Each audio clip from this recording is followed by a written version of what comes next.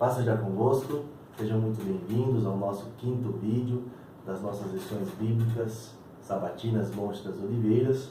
Hoje o nosso tema é a continuação do estudo sobre o livro profético de Daniel, o chifre pequeno, a parte 2 deste estudo. Nós tivemos um estudo muito edificante no sábado passado, né? Deu um trabalho muito bom, né? Mas cada professor ali dentro do seu contexto foi se desdobrando, mas foi uma bênção em nossas vidas. A gente agradece, né, a Deus por ter a oportunidade de desfrutar desse conhecimento.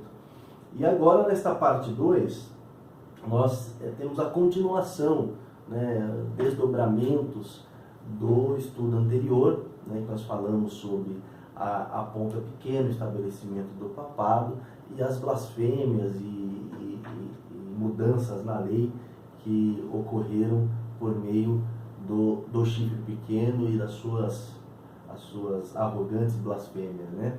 Mas graças a Deus, Pastor Marcos, paz seja contigo, seja muito bem-vindo. Amém, paz seja contigo, paz seja convosco. Paz seja contigo também ao cooperador Rodrigo, né? Que já está nos auxiliando.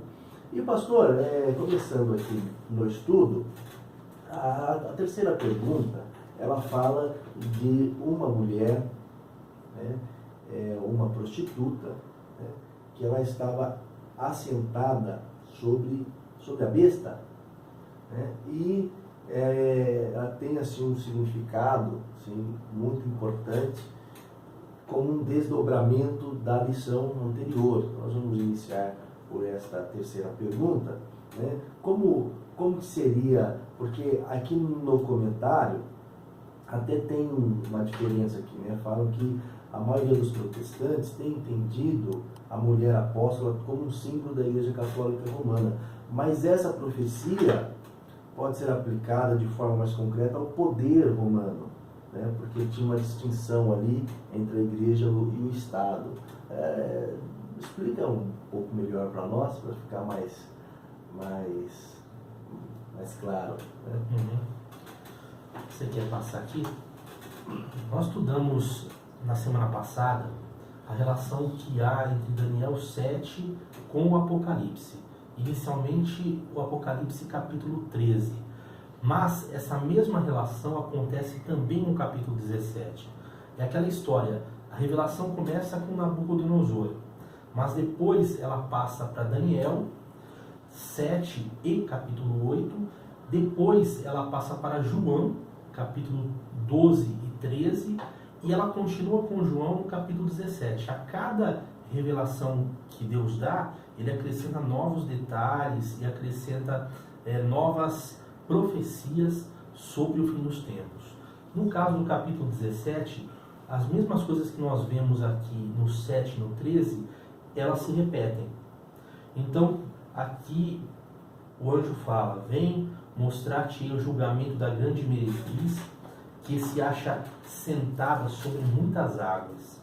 Então, na verdade, né, essa meretriz aqui, ela, como você falou, não é apenas, resumidamente, a mulher, né, que é a igreja corrompida, mas ali há um conjunto entre a besta e a mulher sobre a qual a besta se assenta, que, do nosso ponto de vista, é Roma, nas suas fases pagã e papal. E ele continua falando, né? A mulher montada numa besta escarlate, besta repleta de nomes de blasfêmia, com 7 cabeças e 10 chifres. Veja bem, né? Como é interessante isso, né? Aqui ele fala palavras contra o Altíssimo. Em Apocalipse 13 ele fala blasfêmia contra Deus. Aqui ele vai falar o quê? Repleta de nomes de blasfêmia. Né? Mais uma vez a gente vê ali a figura das 7 cabeças e dos 10 chifres. Estavam, no caso aqui, na besta. Eram cabeças da besta. Sim. E a mulher estava sentada sobre a besta. Sobre a besta. Certo. Agora, não são significados exclusivos. Por exemplo, a mulher significa a igreja. Não. A igreja também é representada na própria besta. Além da mulher, na própria besta. Mas o que nós temos que entender? Por exemplo, tem interpretações diferentes em relação a essa profecia. Há quem entenda essa besta, como entende também a besta do capítulo 13, como as nações que perseguiram o povo de Deus na história. Aí você pega o Egito, você pega a Síria, Babilônia, Medo-Pérsia, você pega a Grécia. Aí quando ele fala assim, aqui é, né, para João, há pessoas que interpretam que o aqui era então o Império Romano pagão que estava no governo na época. E aqui há de ser seria o poder papal, que então chegaria ao poder mais para frente. Nós não entendemos assim, né? Nós entendemos essa besta do capítulo 17 como o Império Romano, né? Império Romano na sua fase pagã e na sua fase papal. E as cabeças seriam o quê? Como a gente coloca aqui na lição, seriam as formas de governo. Veja que interessante, 7 cabeças, né? E aí ele acaba citando, né, reis, cônsules, decêmviros, ditadores e triunviros. Então, ao tempo de João, todas as formas já tinham exercido o poder. O apóstolo, então, vivia a época dos imperadores, que era a 6ª cabeça. E ainda viria a 7ª. Essa 7ª é interessante porque ele faz um jogo de palavras, né? Ela pode ser entendida, né, como o governador, que exerceu o poder durante 60 anos apenas, né? O tal exarca de Ravenna, né? Mas pela curta duração que teve, normalmente esse governo não é contado entre as cabeças, como ocorre no capítulo 13. Nesse, o poder papal é representado como a 8ª cabeça, né? E aí a gente também vê a relação dos 10 chifres, né? Os 10 estados europeus, né? O catolicismo romano, e depois a gente vê a mesma relação com o Filho do Homem, que Daniel vai fazer, depois a gente vai comentar um pouco mais para frente, né? Que é representado aqui pelo Cordeiro. No caso aqui, nós temos a relação aqui, nessa última parte do comentário da lição da pergunta 3, com os versículos 11 do Apocalipse 17, 11. Não, na verdade, a partir do 9 e o 10, né? Que é onde ele fala aqui que a besta que era e já não é, ela, o 8º, e a do 7 vai à perdição. Eu posso explicar agora. São 7 cabeças, 7 montes, olha só, todo o significado, tudo significa a mesma coisa, né? Legal. Nos quais ela está sentada, e aqui também é uma figura, vamos dizer assim, é uma dica para quem quiser entender, já que Roma, ela se situa entre 7 montes, ela é considerada a cidade dos 7 montes por conta disso, e da mesma forma também, né, são 7 reis. Quando fala 7 reis, é bem claro as 7 formas de governo. 7 formas de governo, né, que Roma teve durante todo. Aí ele fala assim, e a besta, que era e não é, também é ele, o 8º rei, e procede do 7, né? Quer dizer, porque assim como os anteriores, ele também é uma das cabeças, e caminha para a destruição. Então fica muito claro, você comparando com Daniel, porque a ponta pequena, que é destruída pelo poder de Deus, aqui é uma das cabeças, né, ou um dos reis, né, que também é destruído pelo poder de Deus. A diferença é que aqui, né, ele fala claramente sobre o cordeiro destruindo. Olha só, o versículo 14. Pelejarão eles contra o cordeiro, e o cordeiro os vencerá, pois é o Senhor dos senhores e o Rei dos reis. Vencerão também os chamados, eleitos e fiéis que se acham com ele. Daniel vai ter a mesma visão, mas ele vai falar do Filho do Homem. João vai falar sobre o Cordeiro, né? Que são figuras de Jesus. Agora, só uma observação. Ele fala aqui, ó, sobre a besta que era, depois ele fala já não é, e depois voltará a ser. O que ele está falando sobre? Do que ele está falando? Ele fala sobre, primeiramente, era o caráter perseguidor que ela tinha. No começo, realmente, o Império Romano tinha um caráter perseguidor imenso. Depois, ela passa por um período em que ela já não é, que é aquele período em que a igreja começa, então, a flertar com o Estado. Então, a perseguição praticamente anula. Mas ela voltará a ser quando o bispo de Roma assume a liderança, né, do império, assume o seu poder efetivo, ele volta a ter aquele caráter perseguidor. E é interessante como a revelação acontece em cima desse jogo de palavras. Eu vou falar agora que no vídeo anterior eu esqueci, mas é importante, sim, ler a lição, ler principalmente os versículos todos, e aí depois assistir o vídeo, né? Porque aqui a gente resume já presumindo que os irmãos conhecem, né? Estão assistindo, conhecem os textos e os comentários. Os comentários para se situar, e o vídeo se torna um apoio. Um apoio, né? Mas ok, então agora nós temos aqui falando que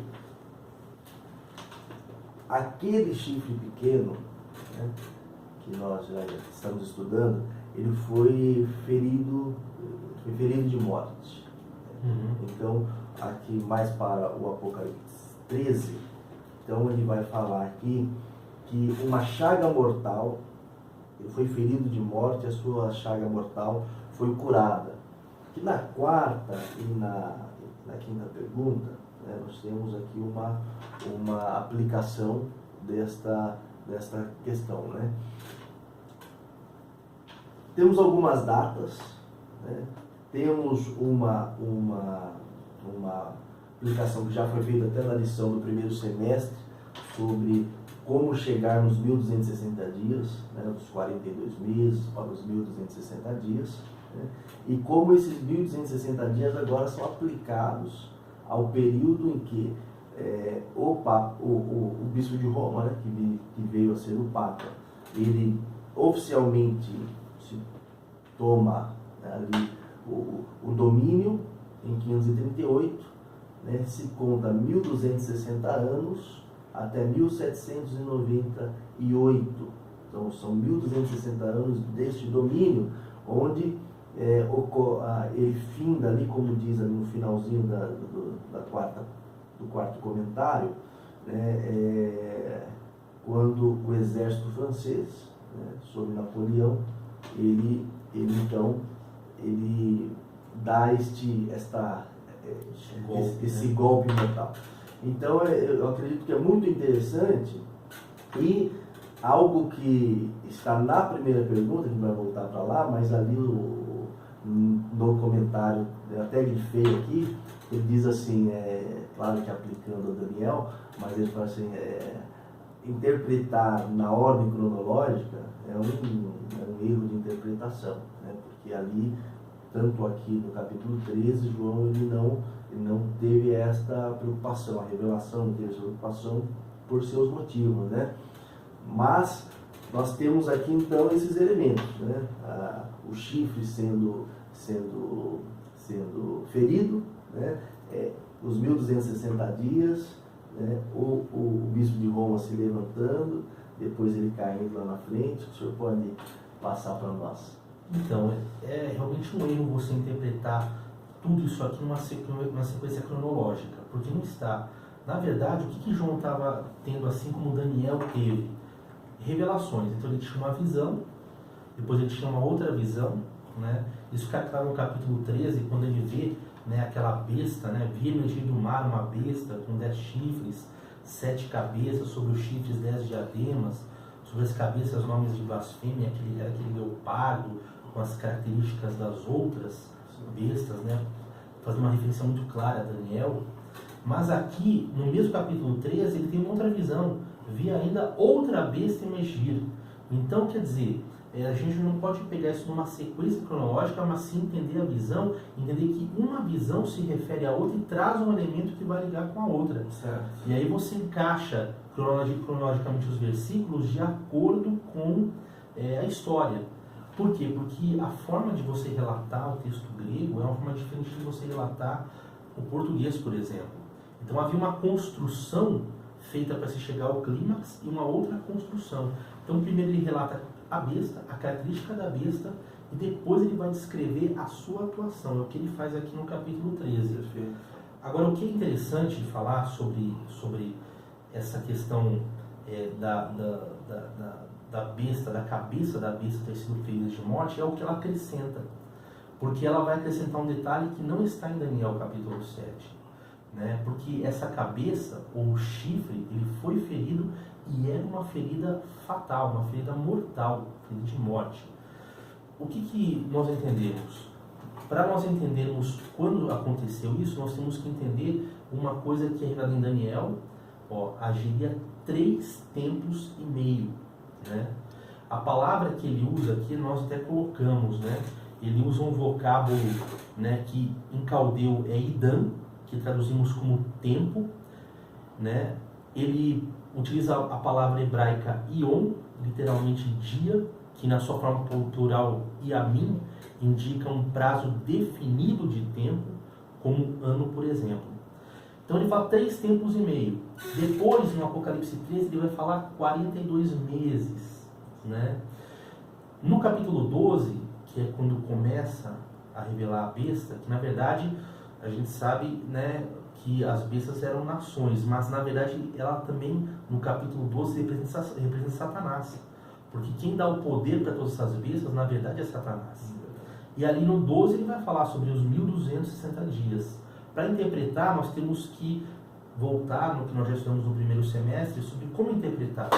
E aí, profeticamente, um dia é igual a um ano. Né? E aí você entende o quê? 42 meses são 3 anos e meio. Né? 3 tempos e meio são 3 anos e meio. Se você pegar um dia como um ano, aqui você tem 1260 dias, aqui você tem 1260 dias também. E também você tem literalmente os 1260 dias no Apocalipse. Sim. Justiniano, quando ele decreta que o bispo de Roma seria o cabeça da cristandade, isso foi em 533, esse edito não pode entrar imediatamente em vigor. Por quê? Porque ainda havia aqueles 3 chifres que estavam caindo diante do chifre que surgia. Então ele só pode assumir o poder quando, em 538, ele vence o último reino. Sim. Então começa a contar a partir dali. Se você conta, então, 1260 anos, você vai cair em 1798, quando, por ordem de Napoleão, invade-se a Itália, invade-se Roma, e o Papa, então, é destituído, né? A primeira vez que ele é destituído totalmente. E ele é exilado. Isso durou apenas 2 anos. Aí um novo Papa, então, é eleito. Né? Mas nós temos que entender em que momento da profecia nós estamos. Nós estamos no momento de restauração. Não acabou a restauração ainda. Ela está sendo curada ainda. Porque, segundo a Bíblia, quando ela for curada, ela vai voltar ao mesmo poder de antes. Pra você ter uma ideia, em 1929, no Concílio de Latrão, o que aconteceu? Em troca do favor da igreja, Benito Mussolini, que era um fascista italiano, ele devolve então o Vaticano e transforma o Vaticano num Estado independente. Então a Igreja Católica ganha o seu próprio Estado. Então são todas etapas desse processo de restauração, que é o que nós estamos vivendo hoje ainda. Só para nós deixarmos assim uma ligação, quando a mulher ela senta sobre a besta, é uma ligação de quando esse poder, né, esse chifre pequeno, ele ser plenamente restaurado, ele representa, esse poder representa aquela mulher que vai estar ali, as nações prestarão à mulher darão à mulher esta autoridade, darão à mulher receberão influência. Justamente isso. Ela assenta sobre a besta porque ela vai comandar a besta. Na verdade, o que hoje a gente não vê o poder romano, mas uma influência assim tão grande, mas a cabeça não restaurada. A palavra fala que vai ser. Agora a mulher é interessante, porque a mulher ela pode ser a igreja do Senhor, a igreja pura, que é perseguida no capítulo 12, sim, mas no 17 é uma outra mulher, é uma prostituta, ela se veste daquela forma. E a prostituição, no caso, é o que? A prostituição da palavra, a prostituição da doutrina.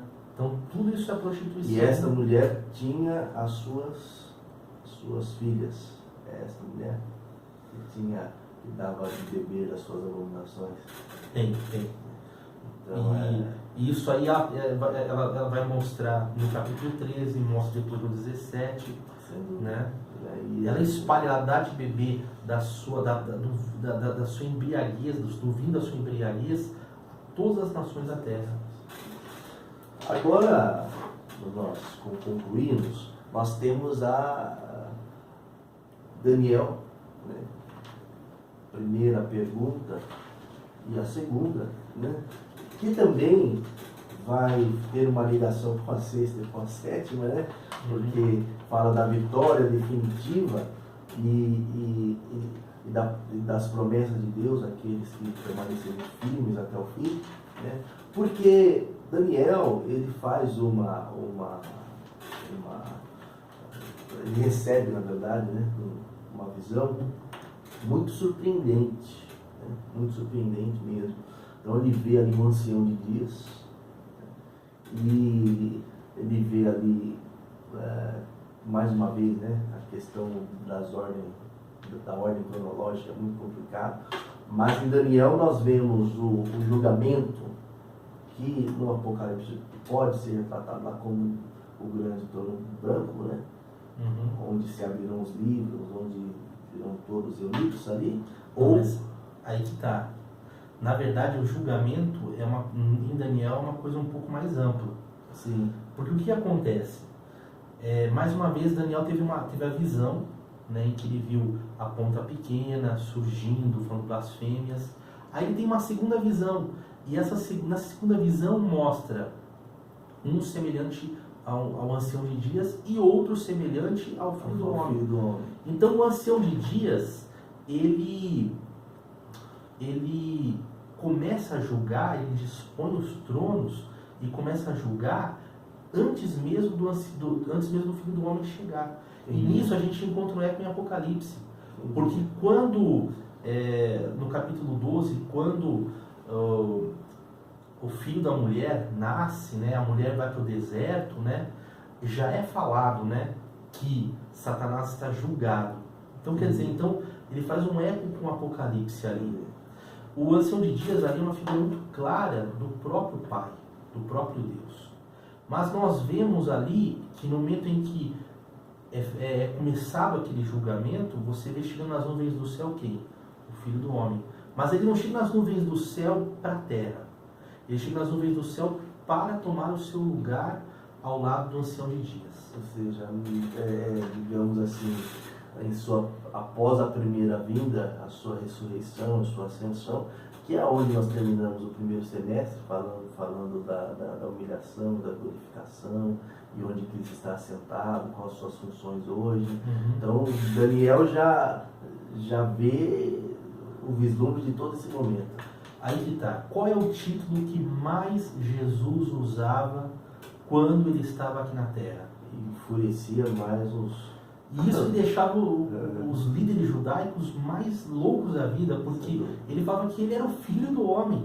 Quem era o Filho do Homem nas Escrituras? Era simplesmente aquele que Daniel via chegar-se ao ancião de dias e sentar-se ao lado do ancião de dias. Perfeito. Todo mundo entendia que o ancião de dias ali era Deus. Agora imagina, ele falando que ele era aquele Filho do Homem, então isso causava um impacto muito tremendo. Agora, a Bíblia é muito clara, né? Tanto na interpretação, depois que o anjo vai dar a Daniel, né, a primeira visão, aí tem essa segunda visão, e tem a interpretação que o anjo dá.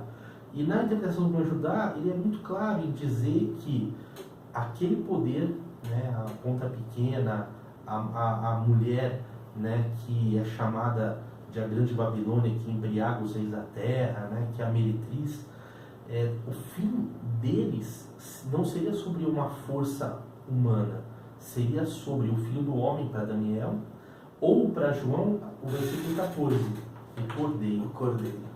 Né? Então, nós temos que entender que é a vinda de Jesus, a segunda vinda de Cristo, que destrói todo esse sistema completo. Nabucodonosor já previu isso quando ele teve aquele sonho, né? Sim. é cortada A pedra. e é lançada na terra.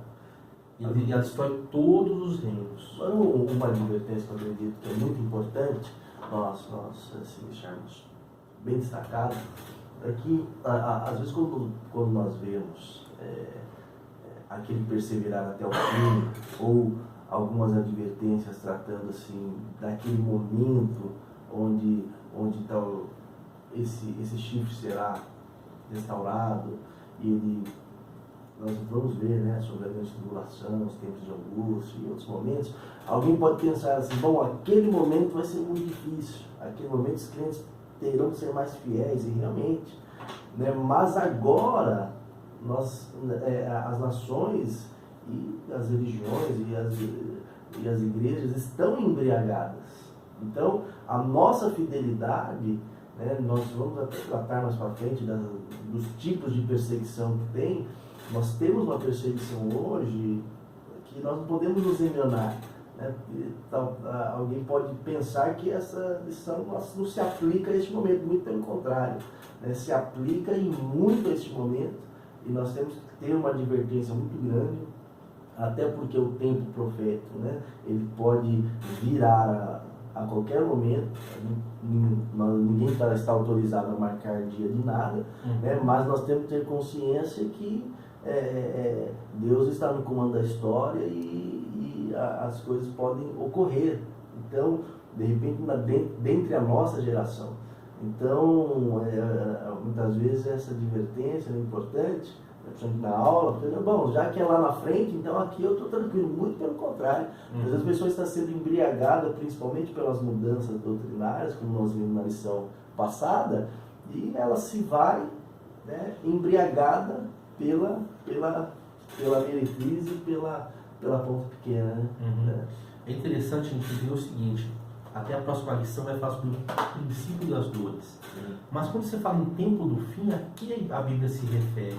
Ela se refere a todo o tempo que acontece, começando na primeira vinda de Jesus.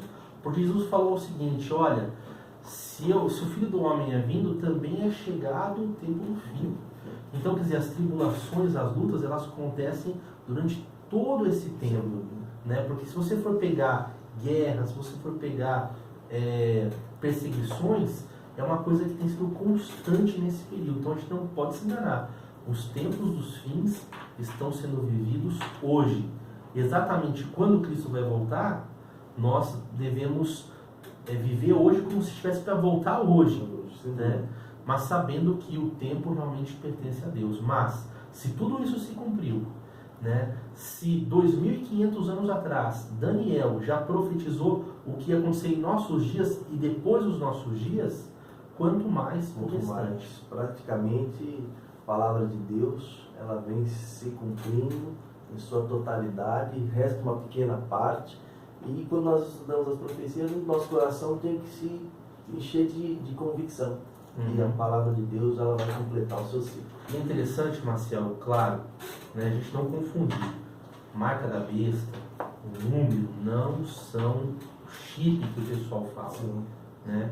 É claro, Satanás ele vai usar a tecnologia. Inclusive é necessário que haja um crescimento tecnológico, porque senão como que ele vai conseguir controlar? A tecnologia vai ser essencial para isso.